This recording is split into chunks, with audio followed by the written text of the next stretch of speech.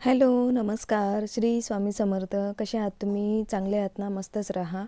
तर आज ना थोडा माझा मूड खराब होता. म्हणजे थोडा नाही, भरपूरच माझा मूड ना ऑफ होता. तर संडेचा दिवस आहे, आज रविवार आहे. तर मला घरामध्ये अजिबातच करमत नव्हतं आणि मूड नसल्यामुळे ना मला असं वाटत होतं मी काय करू, काय नाही, मला काही कळतच नव्हतं. बोलतात ना, जिथे 4 भांडे असतात तिथे आवाज होतोच होतो. तर तशी माझीही गत आहे. संसारात चढ-उतार होतच राहतो आणि थोडं मी मानसिक त्रासामधून पण जात आहे. त्या दिवशी वाटलं तुमच्याबरोबर लाईव्ह येऊन तुमच्याशी थोडंसं बोलावं, पण इच्छा नाही झाली.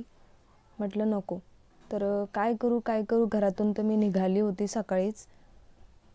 जेव्हा मी घरातून निघाली तेव्हा विचार नव्हता केला की मी नेमकी कुठे जाणार आहे. म्हटलं कुठेतरी जाईल निघून.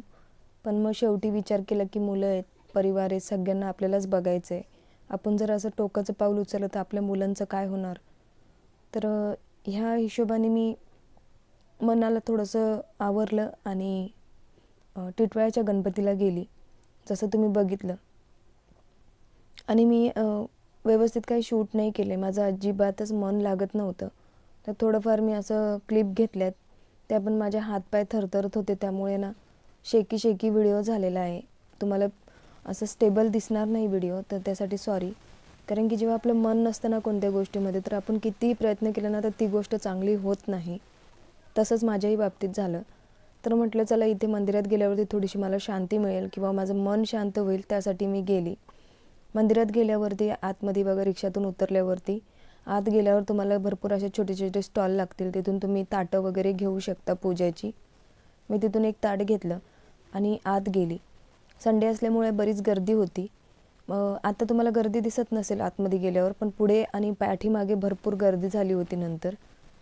तर माझ्या मनात आलं की चला देवाच्या जागी जाऊन थोडंसं तरी मनाला असं बरं वाटेल. आणि टिटवाळ्याला जाण्याचं एक कारण अजूनही होतं की मला स्वामींच्या मठामध्ये जायचं होतं. म्हटलं इथे टिटवाळ्याला स्वामींचं खूप छान असे 1-2-3 मठ आहेत, ऐकून आहे मी. तर त्या दिवशी मी फक्त एकाच मठाला व्हिजिट केलं, तर ते पण मी तुम्हाला पुढे ह्या व्हिडिओत मी दाखवणार आहे. दर्शन केल्यावरती बाहेर आली. व्हिडिओ काढायला तिथे अजिबात अलाउड नाही आहे. तिथे पुजारी वगैरे सगळे ओरडतात आणि मोबाईल वगैरे घेतात. फोटो व्हिडिओ अजिबात अलाउड नाही आहे.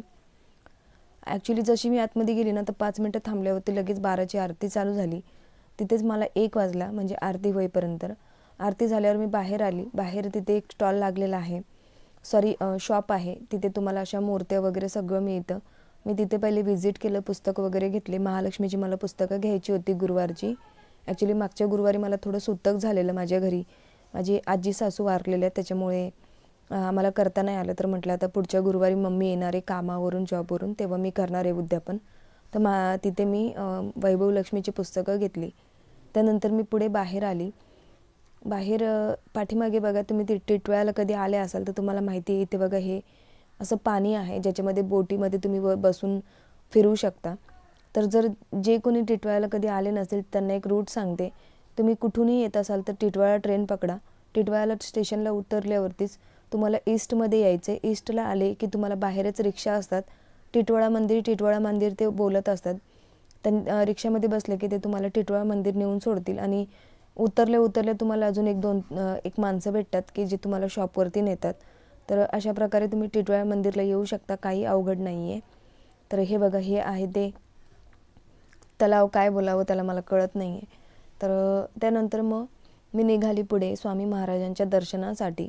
ॲक्च्युली झालं असं की मंदिरापासून हे स्वामी महाराजांचं मठ हे अर्धा ते म्हणजे एक 35-40 मिनटं दूर आहे. दिनांक 21 जानेवारी 2024 रोजी आणि वार आहे रविवार. इथे आनंद सोहळा साजरा करणार आहेत ह्या स्वामी मठामध्ये. तर तुम्हाला इथे जायचं आहे कसं, मी तुम्हाला ते पूर्ण डिटेल्समध्ये सांगते. श्री स्वामी समर्थ मठ, श्री स्वामी समर्थ पुण्यनगरी, वनश्री दुगंध व्यवसाय सोसायटी, क्षेत्र क्रमांक 46, टिटवाळा, रुंदा रोड, शांताराम तरेंचे शेत, टिटवाळा पूर्व. टिटवाळा स्टेशन, फळेगाव रिक्षा स्टँडवरून मठात येण्यासाठी शेअर रिक्षा उपलब्ध आहेत. श्री स्वामी समर्थ मठ स्टॉप असं बोललं तर तुम्हाला ते नेऊन सोडतील. आणि मंदिराच्या बाहेर बघा संतोष हॉटेल म्हणून आहे. संतोष हॉटेलच्या बाहेर आल्यावरती गणपती मंदिर चौक, इथून मठात येण्या जाण्यासाठी मठातर्फे गाड्या उपलब्ध आहेत, तर तुम्ही तिथूनही ह्या गाड्या घेऊ शकता. म्हणजे तुम्हाला इकडे तिकडे कुठेही जाण्याची गरज नाही. गणपती मंदिर चौक इथे संतोष हॉटेल लिहिलेलं असेल, तिथूनच तुम्हाला मठात येण्या जाण्यासाठी म्हणजे मठातर्फे गाड्या उपलब्ध केलेल्या आहेत. किंवा तुम्हाला ते पण नसेल जमत तर टिटवाळा स्टेशन फळेगाव रिक्षा स्टँडवरून मठात येण्यासाठी शेअर रिक्षा उपलब्ध आहेत. तर हा छोटासा ॲड्रेस मी तुम्हाला सांगितलेला आहे. तुम्ही ह्या प्रकारे पण इथे येऊ शकता. फोटो वगैरे काहीच काढला नाही, कारण की ना तिथे डेंजर ते विजेच्या खांबात त्या तारा असतात ना, त्यांचा साऊंड येत होता आणि मला तिथे मोबाईल चालवायला खूप भीती वाटत होती. तुम्ही जेव्हा प्रत्यक्षात जाल ना, तेव्हा तुम्हाला तो अनुभव येईल. तर मला असे इलेक्ट्रॉनिक वस्तू वगैरे तिथे विजेच्या खांबाच्या खाली चालवायला एकदमच भीती वाटत होती. तर मी मोबाईल पण माहिती आहे का, मला भीती वाटत होती म्हणून मी मोबाईल वगैरे सगळं नेट वगैरे स्टार्टिंगपासूनच बंद केलेलं. जसंच मला कळालं एवढा कर आवाज येत होता ना, डेंजर स्थिती होती.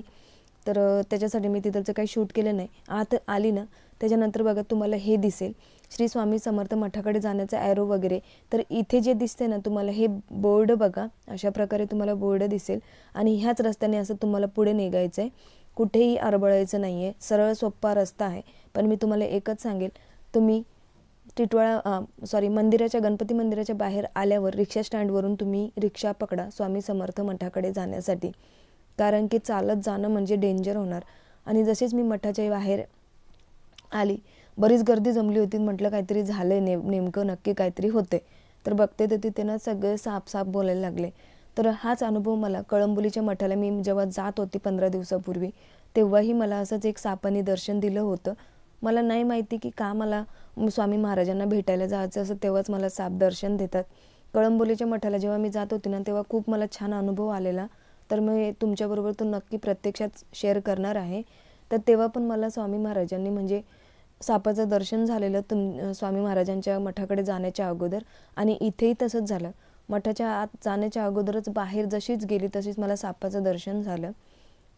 मला काही माहिती नाही की नेमकं काय आहे त्याच्यामध्ये. तर त्यानंतर मी स्वामी महाराजांचं दर्शन घेतलं. तिथे पाय धुण्यासाठी जागा आहे, पण खूप पायाला चटके लागत होते कारण की ऊन होतं.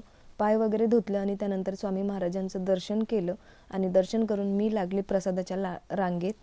तर प्रसादाला बघा भरपूर छान इथं जेवण होतं. खिचडी, भात, पापड, तांदळाची भाकरी, गुलाबजामुन आणि एक बेसनाची भाजी असते ना, पोळी नव्हती ती, आपल्याकडे काय बोलतात त्याला, बेसनच बोलतात, ते बनवलेलं होतं. खूप छान जेवण होतं. ज्यांनी पण कोणी ते दिलेलं खूप छान होतं. तर जेवण वगैरे केलं. त्यानंतर मी थोडा वेळ तिथे बसली. मनातनी खूप वाईट विचारत होते की काय जीवनाचं काय चाललंय, काय विचार केला काय होतंय. कधी कधी खूप वाईट मनात विचार येतात. तर तिथेच थोडा वेळ विसावा घेतला आणि त्यानंतर मग मी परतीचा प्रवास घेतला. तर हाच माझा छोटासा व्हिडिओ होता. जर तुम्हाला काहीही कळालं नसेल किंवा तुम्हाला काही अडचण असेल या व्हिडिओच्या विषयातनी विचारायचं असेल, तर नक्की मला तुम्ही कमेंट करून विचारू शकता. तुमच्या कमेंटला मी नक्की रिप्लाय करणार. आणि हा रुंदा रोडवरती हे मठ आहे. रुंदा रोड कोणालाही विचारा, तुम्हाला कोणीही सहज सांग